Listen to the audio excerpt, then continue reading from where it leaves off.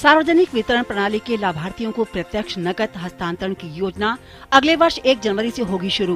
प्रधानमंत्री डॉक्टर मनमोहन सिंह 26 नवंबर को प्रत्यक्ष नकद हस्तांतरण पर राष्ट्रीय समिति की प्रथम बैठक का करेंगे आयोजन, जहां इस योजना के दिशा निर्देश और समय सीमा को किया जाएगा प्रस्तुत। केंद्रीय मंत्री वी नारायण स्वामी ने कहा है कि कुडनकुलम परमाणु बिजली परियोजना से उत्पादन दिसंबर के पहले सप्ताह में शुरू हो जाएगा और 1000 मेगावाट की सारी पहली किस्त तमिलनाडु को मिलेगी। नारायण स्वामी ने कहा कि केंद्र को इस परियोजना पर सत्तारूढ़ अन्ना द्रमुक से समर्थन मिल रहा है। माओवादियों ने झारखंड के गिरिडीह जिले में कैदियों को ले जा रही एक पुलिस वाहन पर किया हमला। 3 पुलिसकर्मियों समेत 4 लोगों की मौत, 31 कैदियों को छुड़ाया। गुजरात उच्च न्यायालय ने राज्य में आदर्श आचार संहिता लागू होने के बाद 2.5 लाख रुपए से अधिक की रकम ले जा रहे लोगों से पैसे जब्त करने के राज्य चुनाव आयोग के आदेश को किया रद्द।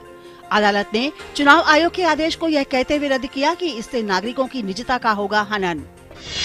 विभिन्न राज्यों के 16 लोकायुक्तों ने अपनी प्रभावशीलता बढ़ाने के लिए केंद्र को भेजी कई सिफारिशें।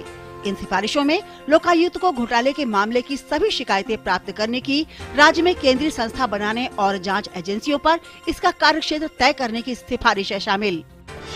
कोलंबो की वेलिकाटा जेल में कैदियों और सुरक्षा कर्मियों के बीच हुई हिंसा में कम से कम 13 लोगों की मौत। जेल में कुछ भारतीय कैदी भी थे। भारतीय उच्चायुक्त ने भारतीय कैदियों की स्थिति की जानकारी के लिए अधिकारियों से घटनास्थल पर जाने की मांगी इजाजत। दोबारा राष्ट्रपति चुने जाने के बाद बराक ओबामा का अमीर लोगों पर कर बढ़ाने का इरादा।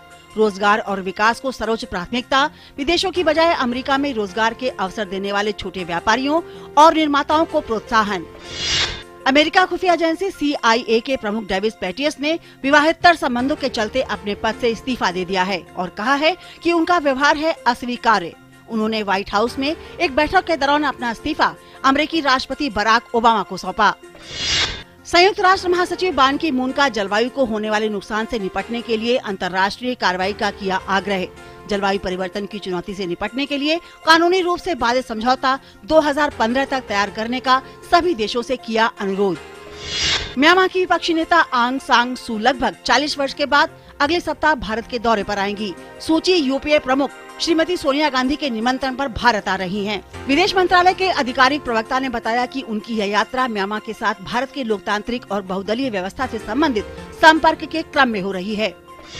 महेश भूपति और रोहन बोपन्ना की जोड़ी वर्तमान चैंपियन मैक्स मिर्नी और डेनियल नेस्टर को हराकर ATP वर्ल्ड टूर फिनाले प्रतियोगिता के सेमीफाइनल में लिएंडर पेस और चेक गणराज्य के राइक स्टेपनिक की जोड़ी भी अंतिम 4 में पहुंची। सर्बिया के नोवाक जोकोविच ATP वर्ल्ड टूर फाइनल्स के सेमीफाइनल में पहुंच गए हैं। ग्रुप ए के अपने अंतिम मुकाबले में जोकोविच को चेक गणराज्य के थॉमस वर्डिचे को सीधे सेटों में 6-2, 7-6 से हराने में सफलता पाई।